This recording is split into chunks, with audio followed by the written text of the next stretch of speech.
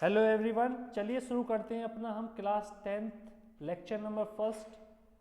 तो इसमें हम बात करेंगे रियल नंबर के बारे में। रियल नंबर होते क्या हैं और कैसे कैसे हम उनको यूज़ करते हैं। रियल नंबर वो नंबर होते हैं जिस नंबर को हम नंबर लाइन पर रिकॉर्ड कर देते हैं, मतलब कि नंबर लाइन पर हम दिखा सकते हैं, वो होते हैं रियल नंबर। जैसे 0 और +-1 +-2 +-3 up to infinity, all the counting number including 0 and their negative also, तो वो सभी क्या हो जाएंगे, रियल नंबर। और इमेजिनरी नंबर कौन से होते हैं जिन्हें हम नंबर लाइन पे नहीं दिखा सकते, जैसे कि आपने सुना होगा √-1, √-1। इस नंबर को हम कभी भी सॉल्व नहीं कर सकते। इसकी जो वैल्यू रखते हैं वो माइनस, इसकी वैल्यू जो रखते हैं वो क्या रखते हैं, आई, जिसे बोल देते हैं हम आयोटा। क्या बोलते हैं इसे हम, आयोटा, लोटा नहीं, आयोटा। ओके, चलिए आगे बढ़ते हैं।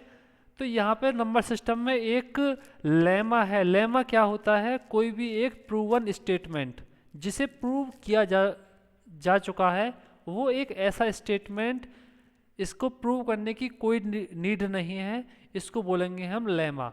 तो यूक्लिड्स डिवीजन लेमा, तो यूक्लिड्स ने एक डिवीजन का एक थ्योरम टाइप दी थी, आइडेंटिटी दी थी कि अगर एक नंबर है कोई भी, ठीक है, कोई भी एक नंबर है, उसको हम एक नंबर से डिवाइड करें तो क्या होगा कि उसमें एक क्वोशिएंट आएगा और उसके बाद एक रिमाइंडर आएगा। तो उसने क्या बोला था, जैसे मान के चलो एक नंबर है p को अगर मैं a इंटू क्यू करूं और प्लस कर दूं उसमें r, तो वो क्या बन जाएगा, एक p बन जाएगा। ओके स्टूडेंट्स, तो इसमें p क्या हो जाएगा, p हो जाएगा डिविडेंट, जिसमें भाग दिया जा रहा है, जिसमें डिवाइड किया जा रहा है। और a क्या हो जाएगा, जिससे डिवाइज किया जा रहा है, इसका मतलब ये क्या हो गया, डिवाइजर, डिवाइड करने वाला डिवाइजर। जितनी बार जा रहा है वो क्या हो जाएगा, क्वोशिएंट। और लास्ट में कितना बच रहा है वो हो जाएगा रिमाइंडर। ओके स्टूडेंट्स, तो जो यूक्लिड्स है इसने क्या बोली थी कि कोई भी एक नंबर है p, ठीक है, p को किसी q नंबर a नंबर से डिवाइड किया गया है q टाइम, और रिमाइंडर क्या बचा है r। तो जो वो r जो है, r की वैल्यू हमेशा 0 से बड़ी होगी या बराबर होगी, लेकिन डिवाइजर से क्या होगी, छोटी होगी। जब तक उसकी वैल्यू डिवाइजर से बड़ी रहेगी, जब तक हम उसे डिवाइड करते रहेंगे। ये बोला था किसने, यूक्लिड्स ने। देखो यूक्लिड्स नाम से, यूक्लिड डिवीजन लेमा नाम से बहुत ही ज़्यादा खतरनाक लगता है, लेकिन इसमें ऐसा कुछ भी नहीं है। ये बहुत ही सिंपल है, एक डिवाइड करने का एक रूल है कि कैसे हम किसी चीज़ को कब तक डिवाइड करते रहेंगे। हम किसी भी चीज़ को, किसी भी नंबर को हम जब तक डिवाइड करते रहेंगे जब तक उसका जो रिमाइंडर है वो 0 ना बच जाए। लेट अस सपोज हम कोई चीज़ डिवाइड करने चले, हमने एक तरबूज है उसे हम डिवाइड कर रहे हैं, जब तक हम उसे डिवाइड करते रहेंगे, जब तक, कब तक करेंगे, जब तक वो तरबूज पूरा ख़त्म नहीं हो जाए। ओके, तो चलिए आगे बढ़ते हैं। अब हम जान लेते हैं एप्लीकेशन क्या है, यूक्लिड्स डिवीजन लेमा की एप्लीकेशंस क्या हैं। देखो एप्लीकेशन इसकी है कि हम इसे एचसीएफ में यूज़ कर सकते हैं। आपको पता है एचसीएफ क्या होता है, हाईएस्ट कॉमन फैक्टर। अब देखिए फैक्टर क्या होते हैं, पहली बात तो हाईएस्ट बाद में देखेंगे, पहले देखेंगे हम फैक्टर। फैक्टर क्या होते हैं, जैसे मान के चलो मैं लिखूँ 24, तो 24 के फैक्टर्स क्या हो जाएंगे, 2 से चला जाएगा 24, 1 से भी डिवाइड हो जाएगा, 3 से भी डिवाइड हो जाएगा, 4 से भी हो जाएगा, 6 से भी, 12 से भी, और यहाँ बीच में 8 से भी हो जाएगा, और 24 से भी हो जाएगा। तो ये 24 के क्या हो गए, ये हो गए फैक्टर्स। ओके, ये क्या हो गए 24 के फैक्टर। ध्यान रखना एक कॉन्सेप्ट होता है मल्टीपल, एक होता है फैक्टर। तो फैक्टर क्या होते हैं, जो जो नंबर इस नंबर को डिवाइड कर दें वो हो जाएंगे इसके फैक्टर। और मल्टीपल क्या होते हैं, जो जो इसकी गुणा में आएंगे, जैसे 24 के मल्टीपल क्या होंगे 24, 48, 72, जो 24 के मल्टीपल में आएंगे, जो 24 के टेबल में आएंगे वो सभी क्या हो जाएंगे 24 के मल्टीपल। तो हमने यहाँ दो चीज़ देखी, एक तो फैक्टर्स। फैक्टर्स क्या होते हैं, किसी भी नंबर को जो नंबर डिवाइड कर दे उसे बोलेंगे हम फैक्टर। डिवाइड करने का मतलब है पूरी तरह से डिवाइड कर दे, जैसे 2 है 24 को कंप्लीटली डिवाइड कर देगा और लास्ट में रिमाइंडर क्या आएगा 0 आएगा, तो इसका मतलब 2 क्या हुआ 24 का एक फैक्टर हुआ। ओके, उसी तरीका से अगर हम 3 से 24 को डिवाइड करें तो 3 भी कंप्लीटली डिवाइड हो जाएगा 24 से और रिमाइंडर क्या आएगा 0 आएगा। तो हम कह सकते हैं कि 3 भी क्या है एक फैक्टर है किसका 24 का। अब बात करते हैं हम हाईएस्ट कॉमन फैक्टर, किन्हीं भी 2 या 3 नंबर के बीच में एक ऐसा नंबर जो कि उनमें चारों में कॉमन हो और क्या हो हाईएस्ट हो। अगर मान के चलो मैं लिखूं 24 और 32, तो 24 को हम डिवाइड 2 पार्ट्स में डिवाइड करें तो क्या हो जाएगा 8 3 जा 24 और 32 को 8 4 जा 32। तो हम यहाँ एक चीज़ देख रहे हैं कि जो 8 है और केवल 8 एक ऐसा नंबर है जो इन दोनों में कॉमन है और सबसे बड़ा नंबर है। 8 से बड़ा अगर हम देखें 16, तो 16 क्या होगा ऊपर वाले में 16 प्रेजेंट नहीं होगा। अगर हम ऊपर कर दें कितना 24, तो नीचे वाले में 24 प्रेजेंट नहीं होगा। तो 8 एक ऐसा नंबर है जो कि हाईएस्ट है और दोनों में कॉमन है, इसलिए इसे बोलेंगे हम हाईएस्ट कॉमन फैक्टर और क्या बोलेंगे HCF। ठीक है, अब हम यूक्लिड्स डिवीजन लेमा को यूज करते हुए किन्हीं भी नंबर्स का क्या निकालेंगे हम HCF निकालेंगे।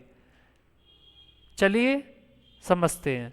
जैसे 6 और 18, अगर हम इन दोनों का HCF निकालें तो 6 को क्या लिख सकते हैं 6 × 1 और 18 को क्या लिख सकते हैं 6 × 3। तो जो 6 है वो एक ग्रेटेस्ट कॉमन या हाईएस्ट कॉमन फैक्टर है।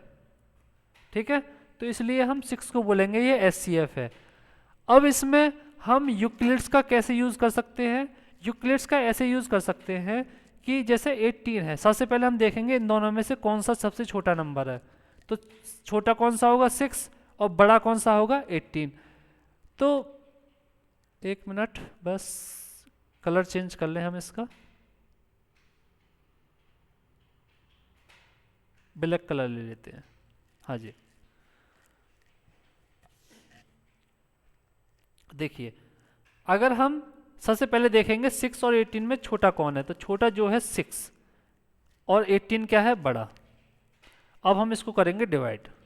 मैंने क्या कहा था, जब तक 0 नहीं आ जाएगा जब तक हम डिवाइड करते रहेंगे।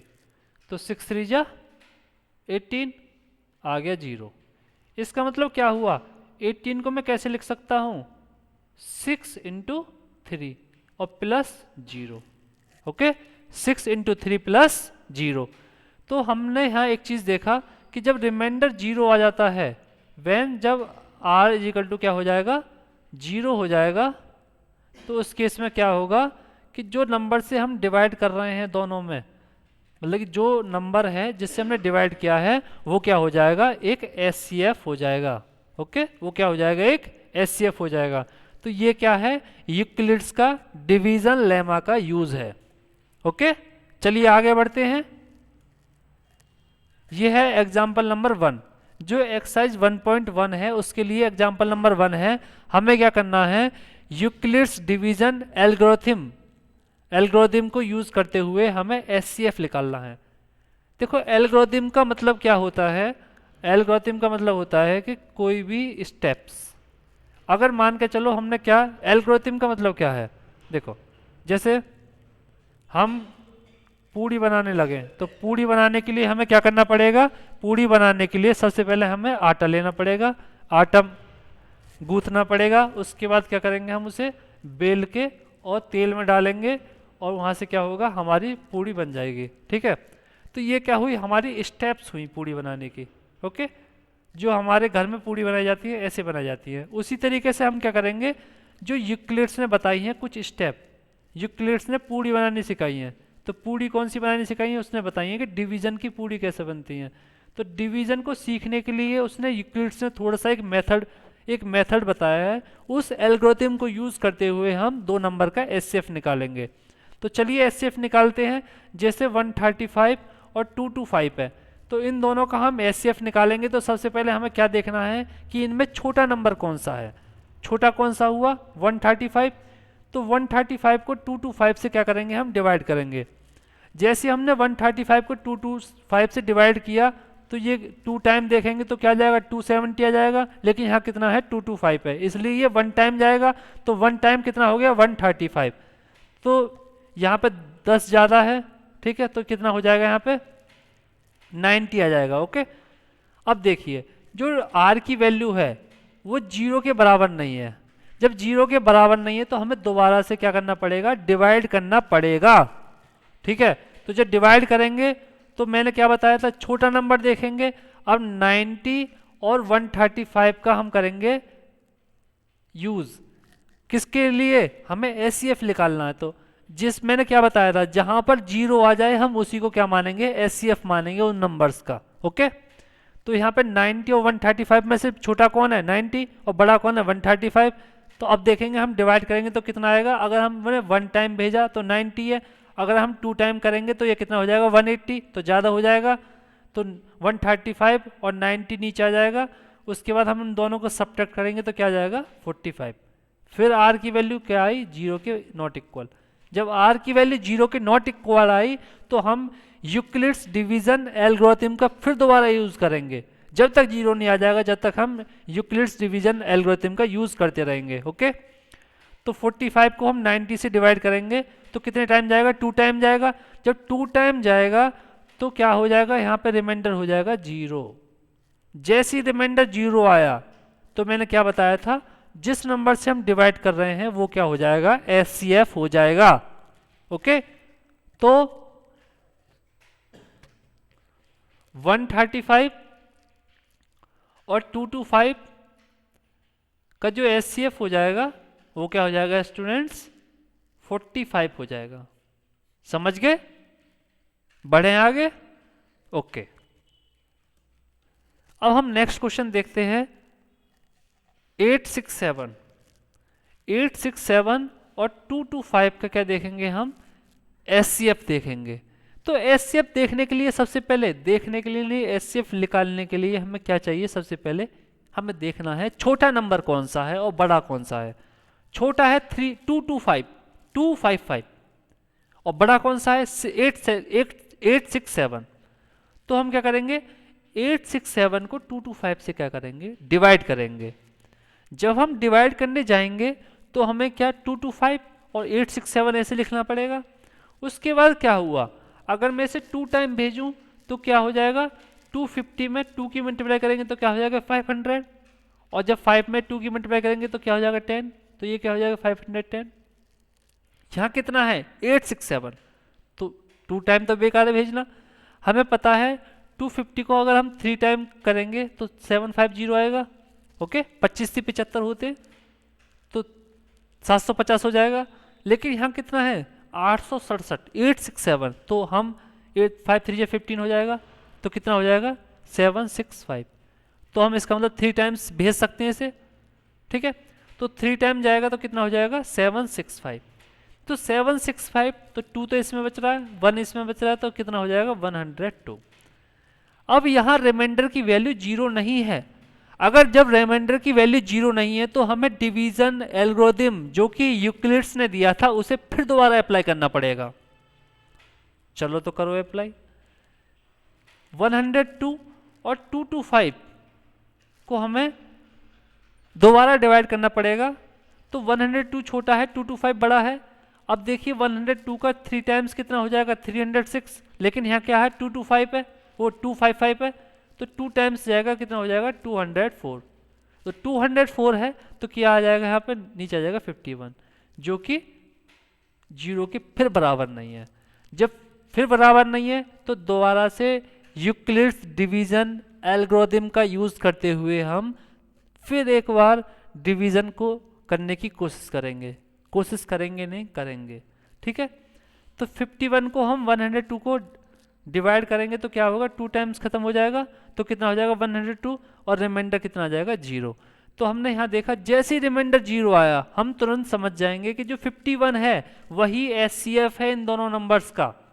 ओके, मैंने बताया था जब हम यूक्लिड्स डिवीजन एल्गोरिथम लगाएंगे जहाँ पे भी रिमाइंडर 0 आ जाएगा तो हम तुरंत बोल देंगे कि वो नंबर जो है जिससे हमने डिवाइड किया है अभी अभी वो क्या हो जाएगा, एक एचसीएफ हो जाएगा उन दोनों नंबर्स का। ओके, तो चलिए आगे बढ़ते हैं हम। ये है एग्जाम्पल नंबर 2।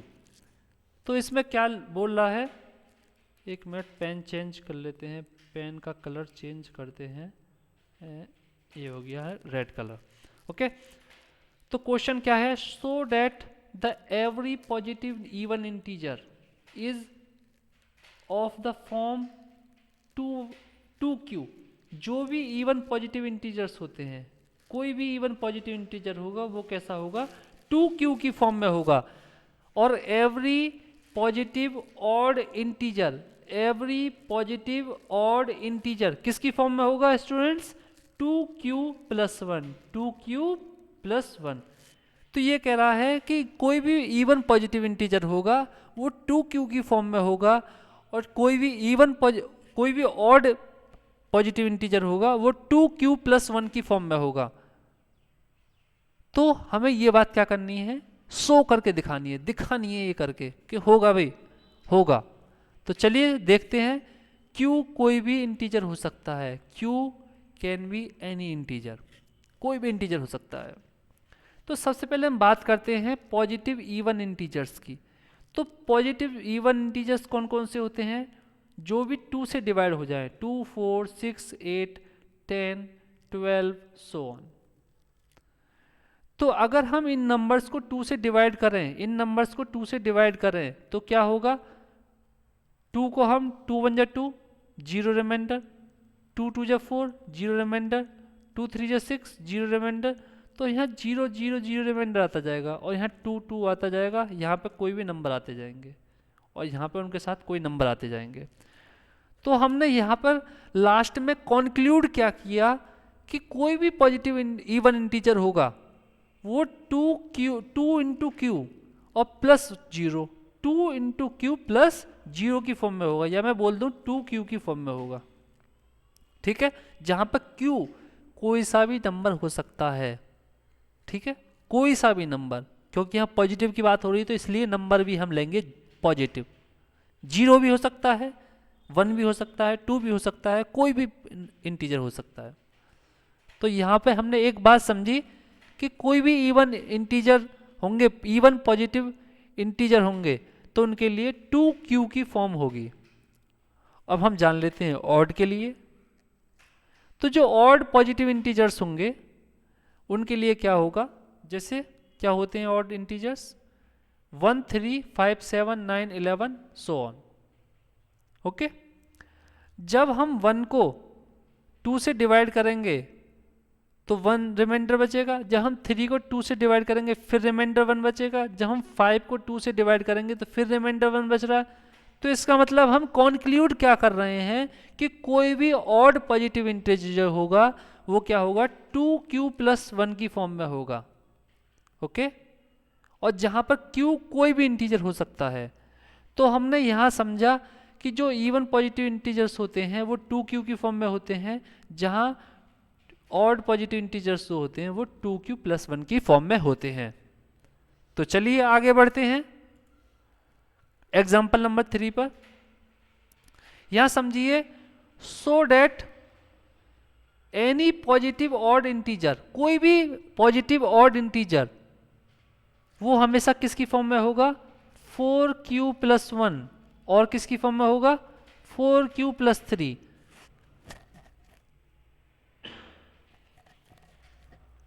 फोर क्यू + 1 और 4q + 3 की फॉर्म में होगा। तो हम जान लेते हैं 4q + 1 और 4q + 3 क्या होगा।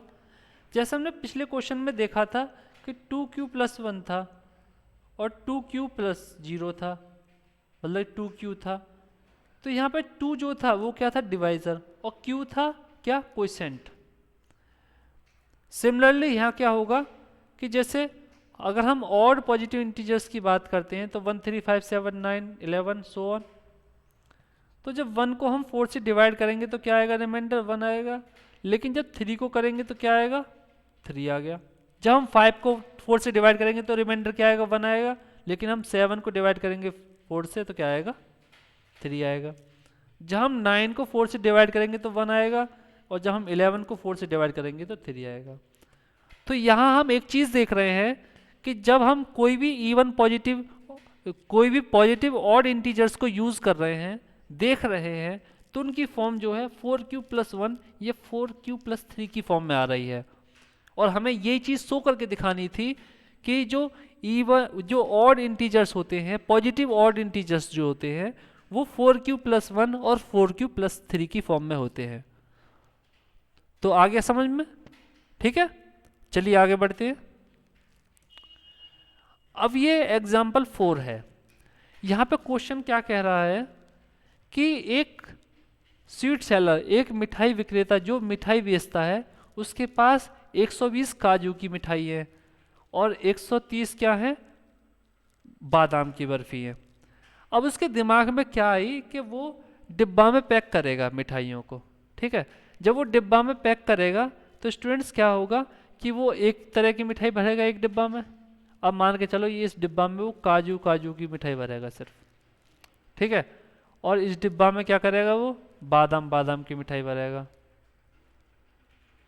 ओके, लेकिन जो उसका डिब्बा है उसका साइज कैसा होना चाहिए, सेम होना चाहिए, मतलब कि उनमें सेम लेंथ की लाइन आनी चाहिए। एक लाइन में 4 पीस ही आने चाहिए बस, या 5 पीस आने चाहिए। तो क्वेश्चन में पूछा है कि उसे कितनी लंबी, कितनी मैक्सिमम कितनी बड़ी लाइन लेनी पड़ेगी अगर उसे कम से कम एरिया रखना हो किसका, ट्रे का। ठीक है, अब आप एक बात सोचिए, अगर मान के चलो एक ये ट्रे हो गई और एक ट्रे क्या हो गई, ये हो गई।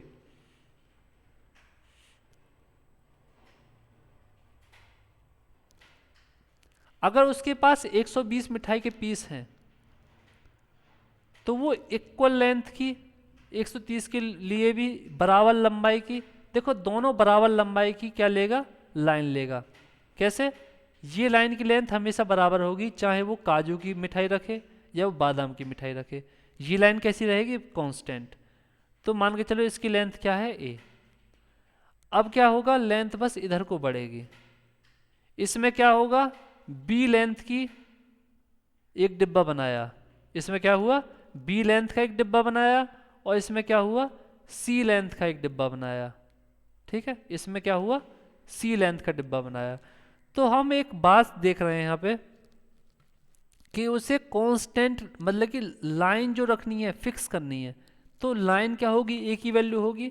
इसका मतलब यहाँ हमने देखा कि हमें SCF की जरूरत पड़ रही है, इन दोनों में जो हाईएस्ट कॉमन फैक्टर है उसकी जरूरत पड़ रही है।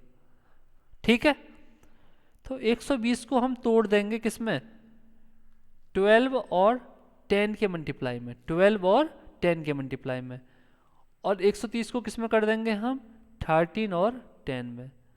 अब इसमें देखिए कि अगर हम यहाँ से कोई संख्या निकालें 10 से बड़ी, लेकिन इसमें क्या होगा, 10 से बड़ी कोई संख्या ऐसी नहीं आएगी जो दोनों में कॉमन हो। तो इसलिए हमने देखा कि जो 10 है, 10 एक ऐसी लाइन है, कॉमन लाइन, जिसकी लेंथ, मतलब कि हम एक लाइन में कम से ज़्यादा 10 पीस रख सकते हैं। अगर हमें कांस्टेंट नंबर, अगर हमें कांस्टेंट लेंथ की एक, हर डिब्बा में एक कांस्टेंट लेंथ की लाइन चाहिए। अगर आपसे कुछ एक क्वेश्चन ये भी पूछ ले कि कुल कितने ट्रे यूज होंगे अगर एक लाइन में 10 पीस रखे जा रहे हैं, तो जो काजू की कतरी हैं वो तो 12 लाइन में ख़त्म हो जाएंगे, और जो बादाम की जो कतरी हैं, बर्फी हैं, वो 13 लाइन में ख़त्म होंगे। इसका मतलब क्या हुआ, टोटल इसे 25 लाइन चाहिए। ठीक है, टोटल कितनी चाहिए, 25 लाइन चाहिए। और तो क्या होगा, 25 लाइन रखने से वो सारी मिठाई एक लाइन में पैक हो जाएंगे, मतलब कि लाइन वाइज लाइन पैक हो जाएंगे। ठीक है, तो स्टूडेंट्स आज के लिए हम इतना ही रखते हैं। ये हमारे जितने भी एग्जाम्पल जो थे पहले एक्सरसाइज 1.1 से पहले के जो एग्जाम्पल थे वो हमने कवर कर दिए हैं। तो आगे हम मिलेंगे एक्सरसाइज के साथ। आज के लिए thank you and have a nice day and God bless you.